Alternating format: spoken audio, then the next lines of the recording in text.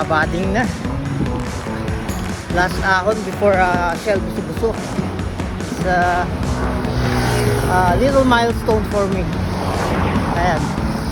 So, sa mga ngayon lang nanonood, don't forget to subscribe. And ngayon lang tayo uli nakapag-vlog, short vlog pa. So, yun. Abangan nyo guys, ngayong taon na to.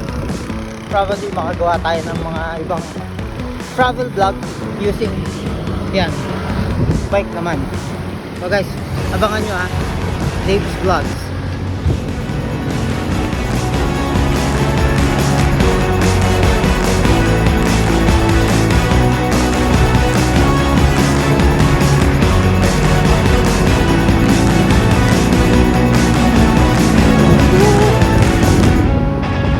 Let's go!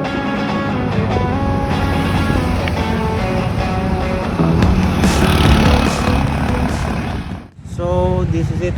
Dito na tayo sa may yan, Shell Buso-Buso. One shot solo ride. First time tayo makapag-ride bike sa Shell Buso-Buso. So, tayo muna tayo din, babaan na agad. Ayun.